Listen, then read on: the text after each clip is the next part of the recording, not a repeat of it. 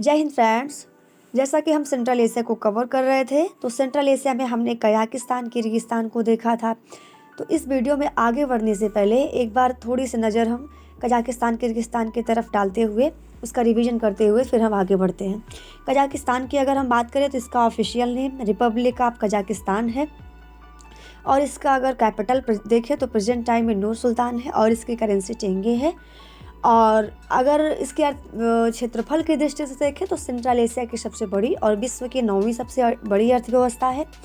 भारत और कजाकिस्तान के बीच जो संयुक्त सैन्य अभ्यास होता है उसका नाम काजिंद है, और यहीं पे एक बैकानूर प्रक्षेपण केंद्र है जहां से 19 अप्रैल 1975 को भारत का पहला उपग्रह आर्यभट्ट छोड़ा गया था।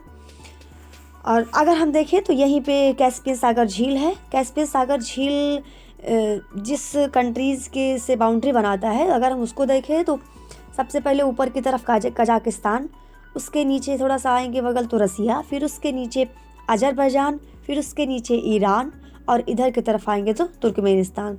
और हम अब इसको आकृति निमोनिक से याद कर सकते हैं, AKRTI। तो इस तरीके से रहा हमारा कैस्पियन सागर झील।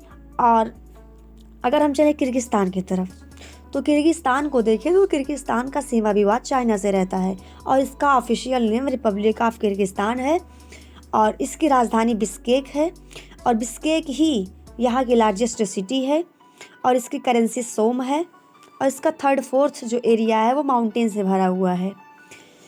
अब हम चलते हैं ताजिकिस्तान की ओर।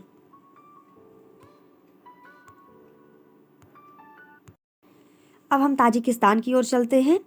अगर हम ताजिकिस्तान की बात करें तो सेंट्रल एशिया में ये सबसे छोटी कंट्री है, और इसका ऑफिशियल नेम अगर देखें तो इसका ऑफिशियल नेम है रिपब्लिक ऑफ ताजिकिस्तान, और इसकी राजधानी है दुशांबे। और दुशांबे से 130 किलोमीटर दूर फारखोर जो है, फारखोर में ही पहला भारतीय वायुसेना का अड्डा है। और अगर हम ताजिकिस्तान के बाउंड्री कंट्रीज़ की बात करें तो ईस्ट की तरफ चाइना, फिर साउथ की तरफ इधर अफ़गानिस्तान, फिर इधर वेस्ट की तरफ उज़्बेकिस्तान, फिर इधर नॉर्थ की तरफ किर्गिस्तान है। और इसकी करेंसी को अगर हम देखें तो इसकी करेंसी ताजिक रूबल है। फिर हम चलते हैं अब उज़्बेकिस्तान की तरफ। अगर हम उज़्बेकिस्तान की बात करें तो उज़्बेकिस्तान की जो राजधानी है वो ताशकंद है, और इसका अगर हम ऑफिशियल नाम देखें तो इसका भी ऑफिशियल नाम रिपब्लिक ऑफ उज़्बेकिस्तान है। और इसकी करेंसी की बात करें तो इसकी करेंसी भी सोम है। और उज़्बेकिस्तान तो एक खुद लैंडलॉक कंट्रीज़ है ही, और जिन कंट्रीज़ से घिरा हुआ है वो कंट्रीज़ भी लैंडलॉक्ड हैं, इसलिए उज़्बेकिस्तान डबल लैंडलॉक कंट्रीज़ है। और अगर हम उज़्बेकिस्तान की शेयरिंग बॉर्डर वाले कंट्रीज़ को देख लें तो इसमें कजाकिस्तान, किर्गिस्तान, ताजिकिस्तान, अफ़गानिस्तान और तुर्कमेनिस्तान है।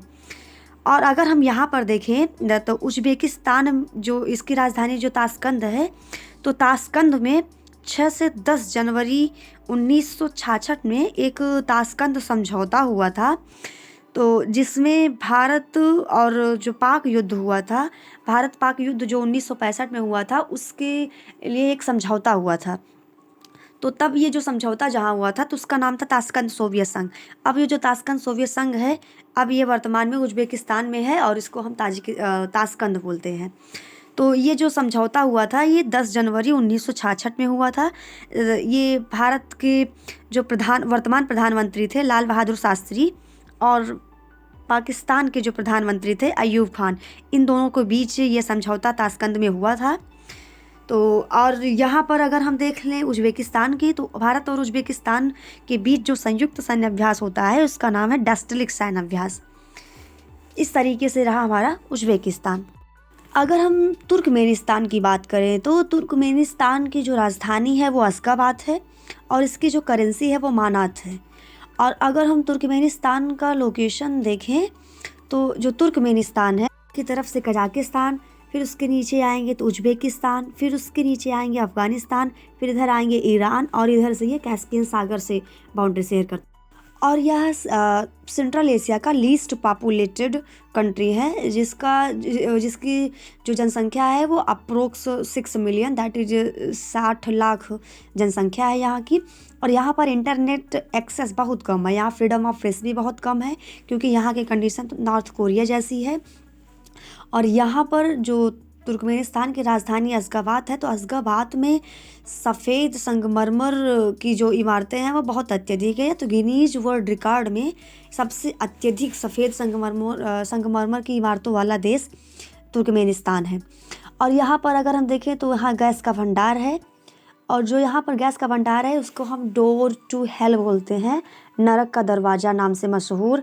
ये जो गड्ढा है ये गैस क्रेटर है जो मीथेन गैस के चलते जल रहा है। ये तुर्कमेनिस्तान का टूरिस्ट पॉइंट बन चुका है। इस रेगिस्तान में जो प्राकृतिक गैस का रिसाव होता था, तो जिसे दुनिया में बड़ा प्राकृतिक गैस का भंडार कहा जाता है। और भारत की सबसे बड़ी गैस पाइपलाइन जो परियोजना, जिसको हम तापी बोलते हैं, TAPI, तापी, T से तुर्कमेनिस्तान, A से अफ़गानिस्तान, P से पाकिस्तान, I से इंडिया। तो ये 2005 से 2019 तक का टारगेट था पाइपलाइन ले जाने के लिए। तो लेकिन ये व्यवस्था अभी चल रही है, 2015 से 2019 तक का था, लेकिन अभी ये कंप्लीट नहीं हो पाया है। लेकिन ये व्यवस्था अभी लागू है, जो तुर्कमेनिस्तान से चलते हुए इंडिया तक परियोजना चलेगी। ये सबसे बड़ी गैस पाइपलाइन व्यवस्था है। इस तरीके से रहा हमारा सेंट्रल एशिया।